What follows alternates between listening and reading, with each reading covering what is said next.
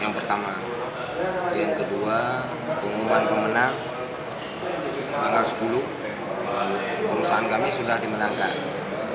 Keesokan harinya pengumuman pemenangnya dihilangkan, malamnya ditampilkan lagi, tapi dengan pemenang yang berbeda. Kejadian di Tanggal 10 kami sudah menang, terus keesokan harinya jadwal pengumuman pemenangnya dirubah dan nama pemenangnya dirubah juga. ULP, STI, bla bla bla bla, Iya. tentang yang dikeluarkan oleh Pokja Sten kan, tentang betul, PT Lamna Jaya. Nyan ku keliru atau gimana? Pada saatnya kan sesuai dengan berita acara yang kamu upload tanggal 10.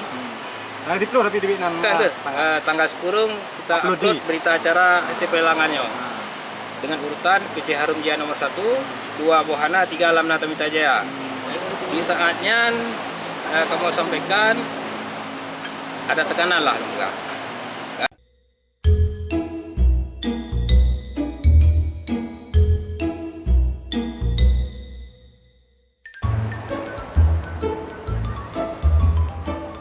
Apa penjagalan lain apa? Panitia tidak memiliki sertifikat, ini cacat hukum ini tidak sah tendernya. Semua harus dibatalkan.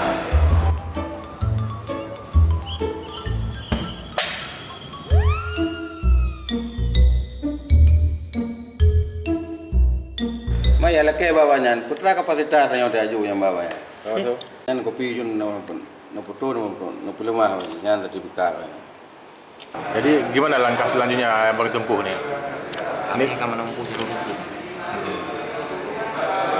Jadi panitia biar ada efek jerah untuk ke depannya. Karena ini instansi agama ini, jangan jual-jual agama, tapi pekerjaannya satu macam ini. Kamu selaku Pokja dan PPK sebagai saksi mendalam untuk mengklarifikasi apakah ada ancaman kan? Nah, jadi kita harap kalau persoalannya bisa kan secara kekeluargaan lah.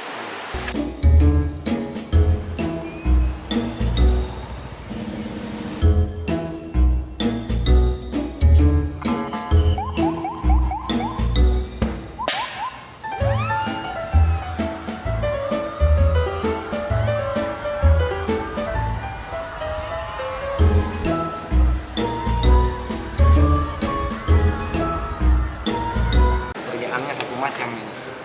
Mereka harus profesional dan berpedoman kepada Kepres. Ini Kepres. Ini kita bicara aturan.